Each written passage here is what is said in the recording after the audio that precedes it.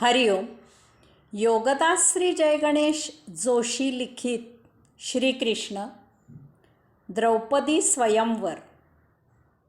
ज्या दिवशी स्वयंवर संपन्न होणार होते त्या दिवशी पांडव त्या स्वयंवर सोहळ्याला उपस्थित राहिले. ते ब्राह्मण वेशामध्ये सर्व ब्राह्मण जेथे बसले होते तेथे बसले.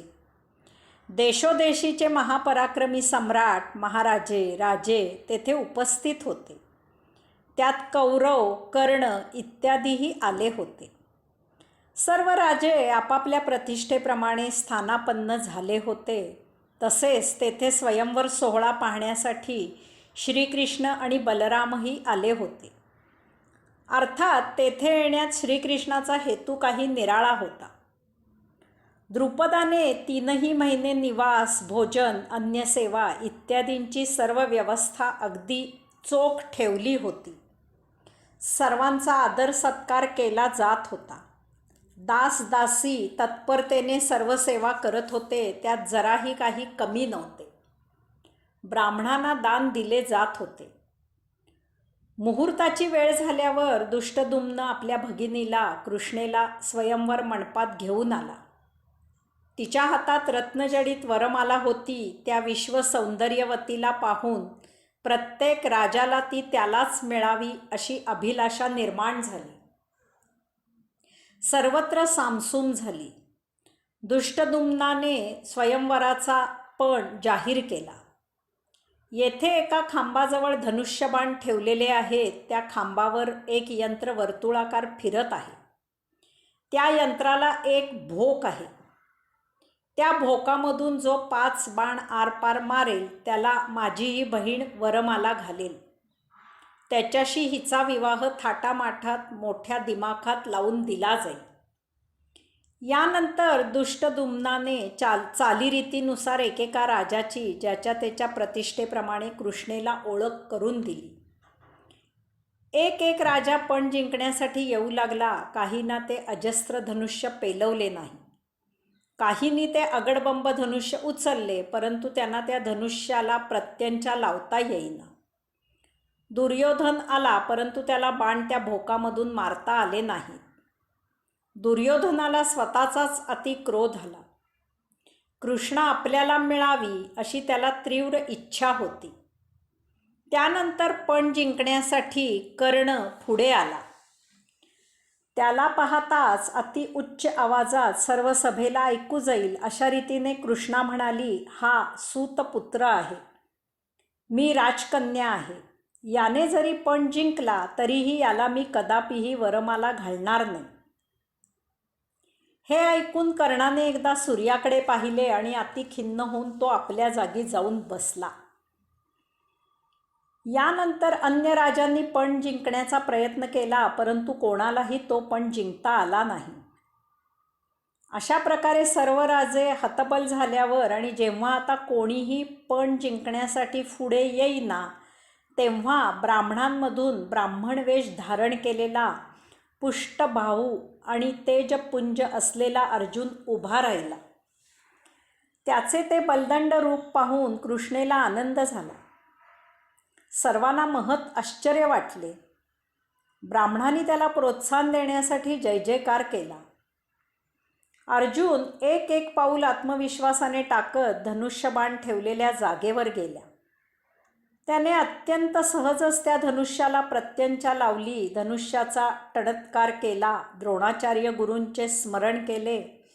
धनुष्य अभिमंत्रित केले आणि लीलया एकापाठोपाठ एक असे 5 बाण त्या वर्तुळाकार फिरत असलेल्या यंत्राच्या भोकामधून आरपार मारले. त्याबरोबर 3 गोष्टी घडल्या. 1. श्रीकृष्णाचा या स्वयंवराला येण्याचा हेतू पूर्ण झाला. पण पूर्ण होताच त्याला धनंजयाची ओळख पटली आणि त्याने ब्राह्मणांमध्ये ब्राह्मण वेशात बसलेले इतर 4 पांडवही ओळखले.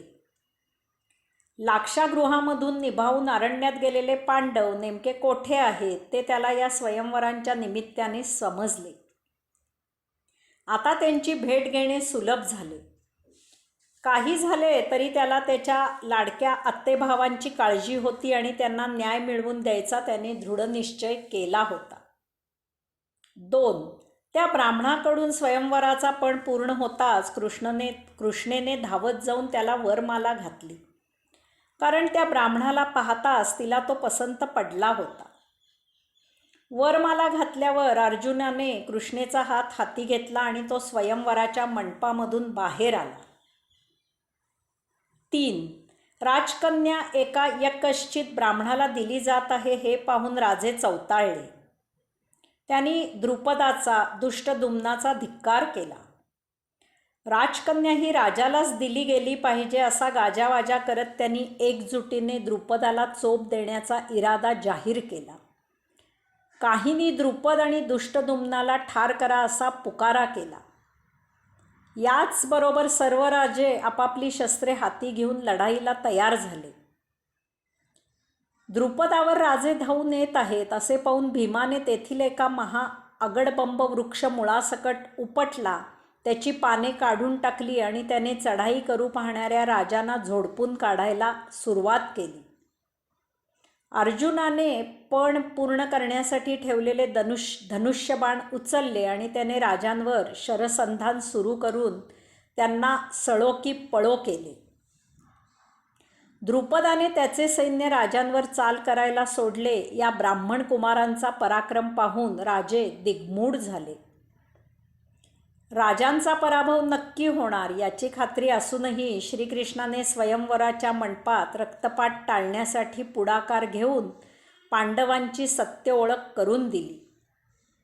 हे पांडव आहेत हे समजल्यावर ते लाक्षागृहामधून सुखरूप बाहेर येऊन जीवित आहेत हे पाहून राजांना आनंद झाला. द्रुपदाला पांडवाशी संबंध जुळून आल्याचा महा आनंद झाला, परंतु कौरव चकित झाले. द्रौपदी त्यांच्या वैऱ्याला दिली जात आहे हे पाहून दुर्योधनाच्या अंगाचा तीळ पापड झाला. कर्ण द्वेषाने उफाळून आला.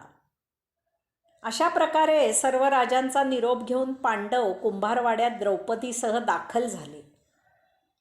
कुंभारवाड्याच्या द्वारी पोहोचल्यावर पांडवांनी मातेला हाक मारली आणि ते तिला म्हणाले, माते, आज काय भिक्षा मिळाली आहे जरा पहा तरी.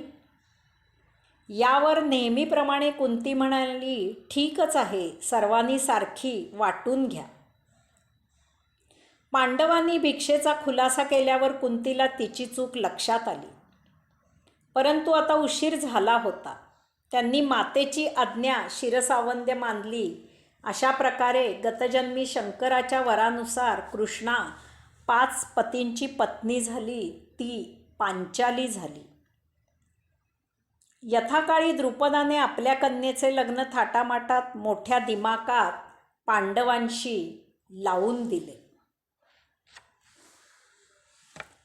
श्रीकृष्णाची भेट. पांडवांपाठोपाठ बलरामासह श्रीकृष्ण कुंभारवाड्यात पोहोचला. श्रीकृष्णाला आणि बलरामाला पाहून पांडव आणि कुंती यांना आनंद झाला. त्यांनी एकमेकांचे कुशल विचारले. श्रीकृष्णाची आणि द्रौपदीची ही पहिली भेट झाली. श्रीकृष्ण आणि आपले पती आत्ते मावे भावंडे असून श्रीकृष्णाला यांच्याबद्दल विशेष आस्था, ममत्व आणि प्रेम आहे हे पाहून द्रौपदी खुश झाली. पहिल्या भेटीतच द्रौपदीने श्रीकृष्णाला सखा मानले आणि श्रीकृष्णाने द्रौपदीला सखी मानले. यानंतर श्रीकृष्ण आणि बलराम तेथून निघून गेले. श्रीकृष्णाला आता पुढील बेत आखायचे होते. द्रौपदीचा श्रीकृष्णाच्या राण्यांशी संवाद. खग्रास सूर्यग्रहणाच्या दिवशी समंत पंचक तीर्थक्षेत्री सर्वजण एकमेकांना भेटलेले असताना द्रौपदीने श्रीकृष्णांच्या राण्यांजवळ संवाद साधला. त्यावेळी कुंती, गांधारी, सुभद्रा, गोप, गोपी, देवकी, वसुदेव, यशोदा, नंद इत्यादी असे सर्वजण कौतुकाने ऐकत होते. प्रत्येक राणीने त्या कमलनयन श्रीकृष्णाने त्यांचे पाणीग्रहण कसे केले त्याचे सविस्तर वर्णन केले. शेवटी प्रत्येक जणीने सांगितले की आम्हाला मोक्ष नको की ऐश्वर्य नको. आम्हाला त्या परब्रह्म श्रीकृष्णाच्या चरणाची धूळ मस्तकी धारण करायला नेहमी मिळावी इतकीच इच्छा आहे. अशा प्रकारे त्या सर्व 16,108 राण्यांचे श्रीकृष्णावर इतके प्रेम आहे हे ऐकून सर्वांना फार संतोष झाला. अत्यंत मुग्ध झालेल्या त्या सर्वांच्या नयनांमधून प्रेमाश्रू वाहू लागले. हरिओम.